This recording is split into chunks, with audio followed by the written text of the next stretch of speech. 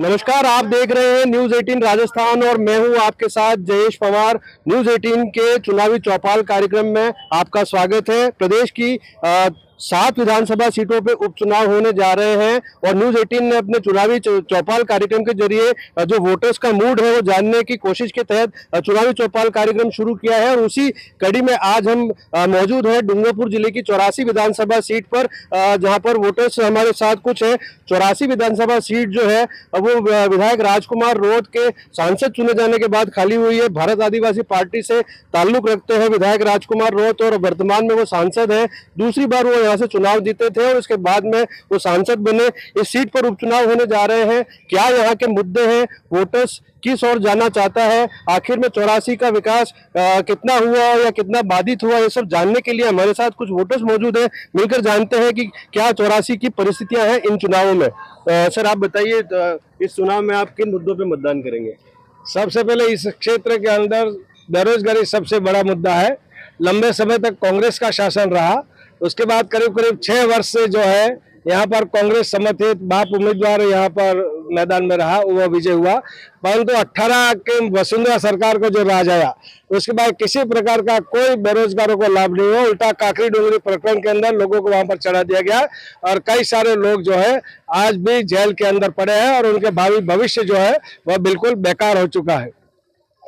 काकरी डूंगरी प्रकरण का यहाँ पर जिक्र हुआ, काफी बदनामी हुई थी डूंगरपुर जिले की उस आंदोलन के बाद में। कुछ और भी लोग हैं हमारे साथ। सर क्या कहना चाहेंगे? काकरी डूंगरी प्रकरण जो था वो युवाओं को गुमराह करने का प्रकरण था। उनको ऐसी जगह ले जाकर के और ऐसा मुद्दा बताया कि ये सारा जितने भी पद है वो हमारे हैं और हम अगर आंदोलन के रूप में इसको उग्र आंदोलन करेंगे तो ये पद प्राप्त कर लेंगे। भविष्य में हम 100% रिजर्वेशन लेकर के ये करेंगे, ये था। लेकिन लोगों को गुमराह करने का था और उस प्रकरण के बाद में कई युवाओं को आज इन पे केस चल रहे हैं और उनकी तरफ कोई ध्यान नहीं दिया जा रहा है। सर मुद्दों की बात करें, 84 के मुद्दों पे क्या कहेंगे आप? किन मुद्दों पे चुनाव लड़ा जा रहा है? जैसे कि 84 का जो चुनाव है वो एक तो अराजकता और अशांति। यहाँ जैसे कि अभी काकरी डूंगरी आपने पहले बोला, काकरी डूंगरी कांड जब हुआ 1667 सीटें थी उसको लेकर हुआ था। जब 2 लड़के आदिवासी मारे गए, जो एक 9वीं पढ़ता था कि 11वीं पढ़ता था, उनको इन 16 से 67 पद से तो कोई लेना नहीं था। मैं भी आदिवासी से आता हूँ, तो ये कहीं की अराजकता और अशांति। और माननीय सांसद राजकुमार जी रोध कांग्रेस को समर्थन दिया था, जैसे अशोक गहलोत और पायलट की जो सरकार के खींचातानी में समर्थन दिया था। और काकरी डूंगरी कांड पे एक शब्द नहीं बोले राजकुमार जी। और आदिवासियों कई जो आज बीएडधारी लोग जेल में पीस रहे, तो मुझे तो ये लगता नहीं है कि इन्होंने कहीं समाज का और युवा का काम किया होगा, ऐसा नहीं लग रहा है। सांसद राजकुमार रोध को लेकर के यहाँ पे काफी आक्रोश दिखा। कुछ और भी लोग हैं हमारे साथ में। मैडम आप बताइए क्या कहेंगे? मुद्दों के बारे में बात करें, 84 की समस्या क्या है? यहाँ पिछले 15 साल से सबसे बड़ी समस्या बेरोजगारी। यहाँ के अधिकतर युवा लोग गुजरात में प्लान करते हैं। यहाँ की जो भी सरकार रही है इस प्लान को रोकने में नाकाम रही है। इसलिए हमारे विशेष तौर पर कहना चाहते हैं कि इस बार अगर युवा जीतकर विधानसभा में जाता है और इस इंडस्ट्रियल एरिया स्थापित करे, ऐसा युवा को चुने। 84 की जनता से मेरी यही अपील है। बेरोजगारी और युवाओं की समस्या से जुड़ी बात इन्होंने की। हमारे साथ कुछ महिलाएं भी मौजूद है। महिलाओं को लेकर के किस प्रकार की मुद्दे रहने वाले हैं? महिलाओं को लेके पहले जैसे मैं आपको बताऊं कि हमारी जो पूर्ववर्ती सरकार थी सम्मान्य गहलोत साहब की, हमने महिलाओं के लिए बहुत ही अच्छी योजनाएं बनाई थी जो कहीं हिंदुस्तान में नहीं थी। खासतौर पर जो फूड पैकेट हम महिलाओं को दे रहे थे वो महिलाओं के लिए एक वरदान साबित था। लेकिन जैसे ही भाजपा की सरकार सत्ता में बैठी उन्होंने हमारी महिलाओं की ये सबसे अच्छी सुविधा थी वो बंद कर दी। इसलिए यहाँ पे महिलाओं में काफ़ी आक्रोश है और हमारे महेश जी रौत को भारी बहुमत से जिताएगी महिलाएं। 84 की जनता की समस्याएं कुछ अलग है। यहाँ पे कुछ और भी लोग हैं हमारे साथ में। सर क्या कहेंगे? काफी आरोप लगे हैं सांसद राजकुमार रोध पे, बीजेपी पे। पहले तो आपके चैनल को मैं जोहार करता हूँ, धन्यवाद करता हूँ। और मैं जो कहना चाहता हूँ कि उन्होंने जो आरोप लगाए कि काकरी डूंगरी वाला हुआ था, उसमें उन्होंने बताया कि 1611 सीटें। पहले तो वो जो चिट्ठी जो पड़ी है, चिट्ठी जो उनके पास आई है, उन चिट्ठी में सुधारा करे कि 1167 सीटें, ना कि 1600 सीटें थी। पहले तो वो सुधारा करे। दूसरी बात ये है कि ये जो कह रहे हैं कि 84 में राजकुमार जी 84 विधानसभा से थे, तो जो काकरी डूंगरी में जो गए थे वो तो 5 जिलों के लड़के थे, पूरे टीएसपी ये शेड्यूल एरिया के पूरे लड़के थे ना। तो उसमें सिर्फ उसमें कि राजकुमार जी का कितना रोल रहा? और तुम्हारे जो ठीक है चलो राजकुमार जी के यहाँ पे थे 84 में थे या सागवाड़ा में रामप्रसाद जी थे, 2 विधानसभा छोड़ करके ना लगभग तो सीटें आपकी थी, तो आपके विधायकों ने क्या पैरवी की? वो जो बच्चे थे उनको नीचे उतारने के लिए क्या किया? सुशील जी भी गए थे, बहुत बार उन्होंने समर्थन दिया, हम लोग ये कर देंगे वो कर देंगे। उनका वीडियो है कि हम भी तो रोड जाम करेंगे, ये सारा करेंगे। कलेक्टर बैठे थे तो उठा करके ले जाने वाले वो लोग हैं, आरक्षण समन्वय समिति बनाने वाले कौन थे? वो लोग थे। तो फिर बाद में उन्होंने क्यों नहीं किया? वो तो सत्ता में थे उस समय या विपक्ष में थे, तो उन्होंने अपना विपक्षी काम क्यों नहीं किया? उन बच्चों के साथ में क्यों नहीं रहे? कुटाराघात हुआ तो क्या हम लोग साथ में गए? हम लोग बच्चों के साथ में थे। ये सारी विलंब करने के लिए, ये सारी चीजें करने के लिए नहीं, उकसाने का काम उन लोगों ने किया, हम लोगों ने नहीं। ये जो आरोप है निराधार है, हम लोग इस आरोप को समर्थन नहीं करते। 84 में शिक्षा, चिकित्सा, सड़कों की बात करें, कितना विकास हुआ है? सबसे पहले तो आपको 84 विधानसभा में आज की चौपाल में आपको हार्दिक जोहार, अभिनंदन, स्वागत। विकास अगर देखा जाए तो 70 साल से दोनों पार्टियों ने आदिवासी और इस क्षेत्र के लोगों को बारी बारी से लूटा। इन लोगों ने यहाँ के युवाओं के बारे में कभी नहीं सोचा, मात्र आदिवासी को वोट बैंक समझा इन दोनों पार्टियों ने। आज इसी कारण ये लोग दर दर भटक रहे हैं, छोटे छोटी गलियों में जा रहे हैं, इनके मंत्री सड़कों पे आ गए, इनके मंत्री घरों में जा रहे, एक इंसान को मिलने के लिए मजबूर हो गए। कहीं न कहीं यहाँ की जनता ने इनको दोनों पार्टियों को नकार दिया और भारत आदिवासी पार्टी पे जनता ने विश्वास किया है। और राजकुमार जी ने 5 साल, बीते 5 साल में इनसे जो होता इतना इन्होंने विकास कराया। और भी लोग हैं हमारे साथ। अस्पतालों में डॉक्टर्स की और स्कूलों में शिक्षकों की क्या स्थिति है 84 में? आपके चैनल को धन्यवाद। यहाँ पे इस क्षेत्र में शिक्षा को लेकर आपने कहा कि अस्पतालों में डॉक्टर और स्कूलों में शिक्षकों की कमी है, तो भारत आदिवासी पार्टी के नेतृत्व कर रहे जो विधायक राजकुमार जी, तो हमेशा उन्होंने इस शिक्षा के लिए हमेशा काम किया। शिक्षा में हमारे यहाँ 84 विधानसभा में चिखली, जोत्री और सिमरड़ा तीनों पंचायत समितियों में कॉलेज खुलवाई। और शिक्षा को लेकर स्कूलों में कहाँ भवन नहीं थे, कहीं भवन भी, कमरे भी दिए हैं और वहाँ पे फर्नीचर व्यवस्था भी दी है। और शिक्षा को लेकर राजकुमार जी ने बहुत अच्छा काम किया। विकास के क्या मुद्दे हैं, जनता क्या सोचती है और कैसा विधायक चुनना चाहती है, इसको लेकर के यहाँ के लोगों को मिलकर हम जानने की कोशिश कर रहे हैं। सर आप बताइए सर, क्या कहेंगे, क्या मुद्दे रहेंगे? यहाँ पे जो केंद्र की सरकार है हमारे आदरणीय नरेंद्र जी मोदी की, उन्होंने 867 करोड़ रुपए सेंट्रल गवर्नमेंट से जल जीवन मिशन के तहत जो कड़ाना का पानी है वो गेंजी तक लाने का प्रावधान किया है। और जो विपक्ष वाले आरोप लगा रहे हैं कि वो दबा के बैठे हैं, तो मैं इनको कह देना चाहता हूँ कि राजकुमार जी रोड का बजट 5 करोड़ रुपए है और वो 867 करोड़ रुपए, तो वो सेंट्रल गवर्नमेंट का बजट है, किसी और का नहीं है, और झूठ बोल रहे हैं। और दूसरा ये पूर्व की सरकार में 18 पेपर लीक हुए और उन्होंने कौन सी भर्ती समय पे करवाई। और दूसरा ये कि इन दोनों ने लोकसभा में एक दूसरे को समर्थन किया, अब क्यों अलग अलग हो गए।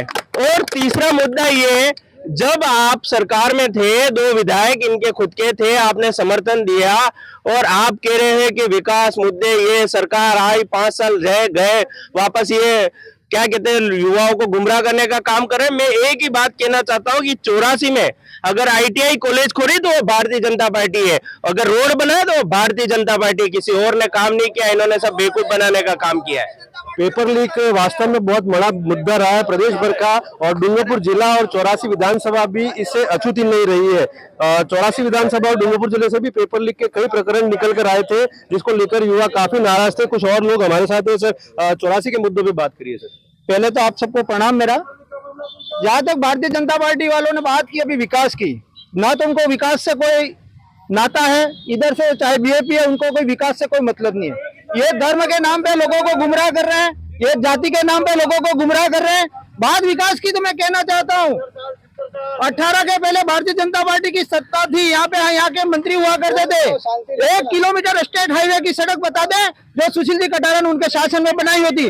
मैं आज दावे के साथ कहता हूँ 84 विधानसभा क्षेत्र के 1 किलोमीटर स्टेट हाईवे सड़क बता दो जो कांग्रेस ने नहीं बनाई हो। ये काम विकास क्या किया है वो कांग्रेस पार्टी।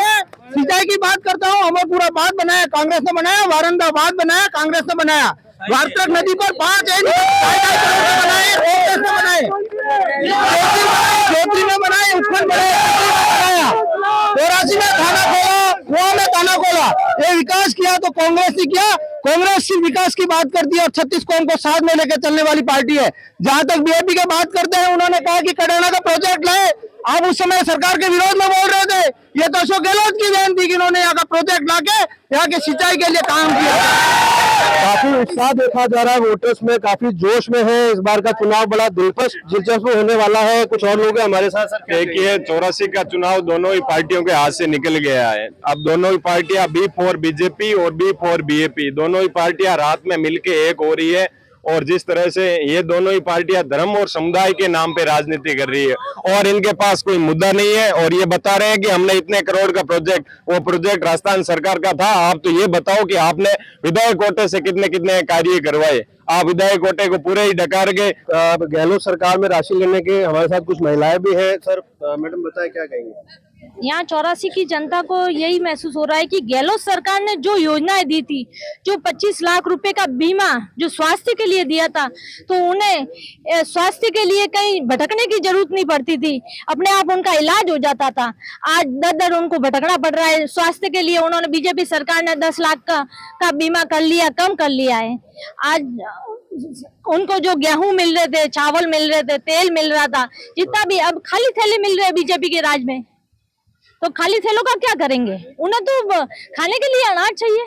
आप बताइए सर क्या कहेंगे। बहुत बहुत धन्यवाद, आपके चैनल को जोहार। मैं कांग्रेस के एडवोकेट साथी को बताना चाहूंगा। वो बता रहे थे कि कांग्रेस सरकार की देन है, लेकिन जब बीएपी के 2 विधायकों ने अगर साथ नहीं दिया होता तो कांग्रेस सदन से आउट होती।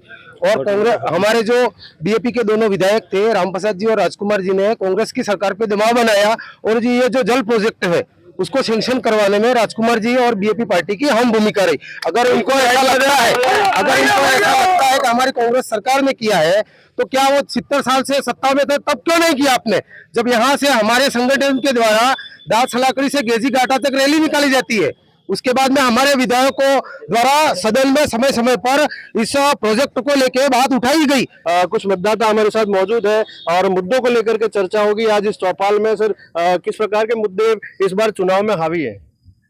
जहां तक विकास की बात बीजेपी पार्टी करती है, वो तो उनको विकास तो की बात करनी ही नहीं चाहिए, क्योंकि राजकुमार जी अभी लोकसभा में बोल चुके हैं कि हमें विकास तो चाहिए ही नहीं, जनता की सुविधा चाहिए ही नहीं। और जहां दूसरी तरफ संस्कृति की बात करते हैं, पहचान की बात करते हैं, समाज को तोड़ने का काम कर रहे हैं और पहचान की बात करते हैं। और जहां कांग्रेस विकास की बात करती है, तो 70 साल में इन्होंने क्या किया? अगर 70 साल में विकास किया होता तो ये अभी यहाँ इतनी समस्याएं नहीं आती। और जो सड़कें बनी है वो प्रधानमंत्री अटल बिहारी वाजपेयी जी ने योजना लाए थे सड़क गाँव से जोड़ने के लिए। उस योजना के तहत गाँव की सड़कें बन रही है। कुछ और लोग हमारे साथ मौजूद है। सर गुजरात बॉर्डर पर है 84 विधानसभा, गुजरात काफी विकसित है और 84 काफी पिछड़ा हुआ है, क्या कारण है? इसमें थोड़ा अशिक्षा का कारण रहा है।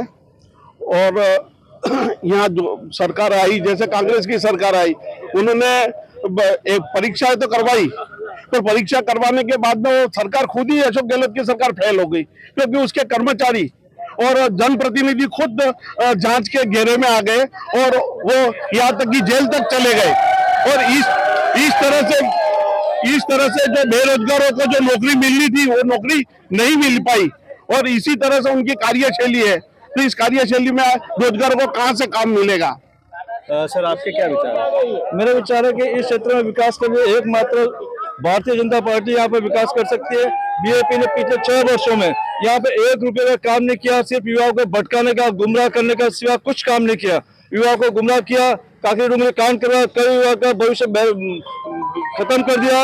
एवं कांग्रेस ने यहाँ पे जब भी मौका मिला बीजेपी से गठबंधन कर दिया और अपनी कुर्सी बचाने के लिए या कुर्सी बेचने का ही काम किया और कुछ काम नहीं किया है। कांग्रेस और बीजेपी का जो गठबंधन था लोकसभा चुनाव में, वो उस टाइम भी काफी चर्चा का विषय रहा था, लेकिन इस बार कांग्रेस और बीजेपी आमने सामने चुनाव लड़ रहे हैं। अभी वो दोनों पार्टी अलग अलग है, दोनों ने अपने अपने उम्मीदवार उतारे हैं। सर आप बताएं 84 में विकास की बात करें, जो अस्पतालों में डॉक्टर्स की क्या स्थिति है, स्कूलों में शिक्षकों की क्या स्थिति है, सड़कों की क्या स्थिति है? सर पिछली गहलोत साहब की और हमारे राजस्थान में कांग्रेस सरकार थी, उन्होंने आपको पता है पूरे देश में कोविड के समय में चिकित्सा के वो रोल मॉडल की स्थापना करी और ऐसी चिकित्सा व्यवस्था पूरे राजस्थान में स्थापित की, जहां हॉस्पिटलों में वेंटिलेटर, जो छोटी छोटी सुविधा नहीं थी, वहां बड़े सब हर जिलों में वेंटिलेटर, मेडिकल कॉलेज, सारी चीजें खोलने का काम किया है। और जो भी यहाँ पे डॉक्टर वगैरह लगे, CSC PSC वो कांग्रेस सरकार के राज में हुई। और ये जो आरोप लगा रहे थे कि कांग्रेस सरकार ने 70 साल में क्या किया, तो मैं दोनों ही पार्टी के लोग खड़े हैं, इनको कहना चाहता हूँ कांग्रेस सरकार ने लोकतंत्र को बचा के रखा, कि लोकतंत्र को बचा के रखा ताकि एक आदिवासी परिवार का एक बेटा राजकुमार रोत यहाँ का सांसद बन सके। 83 विधानसभा चुनाव में वोटर्स में काफी उत्साह दिख रहा है, सभी लोग अपने अपने बात को दिल खोलकर रख रहे हैं। हमारे साथ कुछ और लोग मौजूद हैं। मैडम पहले मैं आपको चैनल को धन्यवाद करती हूँ और मैं ये कहना चाहती हूँ कि ये बाप पार्टी वाले जो कह रहे हैं कमल कांग्रेस का आरोप लगा रहे हैं, तो मैं ये कहना चाहती हूँ जब सांसद जी राजकुमार जी रोत सांसद बने तब उनकी जरूरत पड़ी तो कांग्रेस से भीख मांग रहे थे ये, वरना ये जीतते नहीं। और जब देखो तब महिला को भी कहते हैं कि तिलक नहीं करना, मंगलसूत्र नहीं पहनना यूं, तो खुद की तो पत्नियां मंगलसूत्र पहनती है और मांग भरती है और आम जनता को ये गुमराह करते हैं। इसलिए मैं यही कहना चाहती हूँ बाप पार्टी वालों को। महंगाई को लेकर के यहाँ पर बात हुई है सर।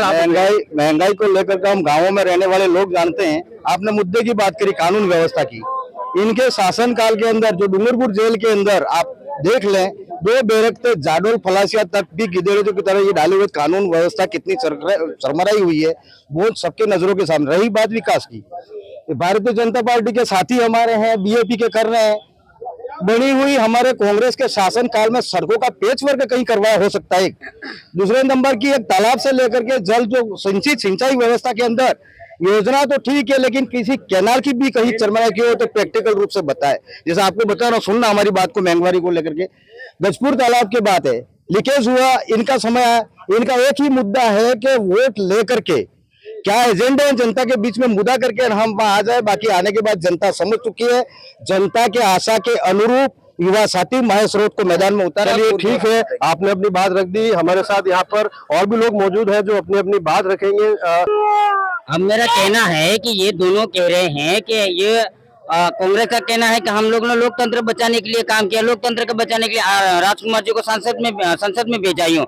तो भाई आपका जो कैंडिडेट था अरविंद सीता डामोर ने फॉर्म क्यों नहीं उठाया? आपका तो सिंबल था। इसके बाद में भी हम लोगों ने लड़ झगड़ करके ये सारी चीजें किया और हम लोगों ने जनता के साथ में हमारे काम देख करके 84 के काम देख करके जनता ने हमको चुना। हम युवा साथ में हमारे साथ में बुजुर्ग भी है और हम लोग जनता का विकास करेंगे, क्षेत्र का विकास करेंगे। आपका इस चैनल को धन्यवाद, जोहार। तो ये थी 84 की जनता 84 में उपचुनाव का कौशल कर चुकी है। काफी उत्साह का माहौल देखा जा रहा है। त्रिकोणीय मुकाबला यहाँ पर देखने को मिल रहा है। भारत आदिवासी पार्टी, बीजेपी और कांग्रेस के जो कार्यकर्ता हैं, आमजन है, इनमें इस उपचुनाव को लेकर के काफी उत्साह देखा जा रहा है। आगामी 13 नवंबर को यहाँ पर मतदान होना है। लोग काफी उत्साह दिखे और मतदान किस पक्ष में करते हैं। और 13 नवंबर के बाद जब 23 नवंबर को मतगणना होगी तो जनता किसके सर पे ताज पहनाएगी, आखिर में 84 का शहंशाह कौन होगा, ये 23 नवंबर को ही पता चलेगा। न्यूज़ 18 राजस्थान की चुनावी चौपाल से जयेश पवार, डूंगरपुर।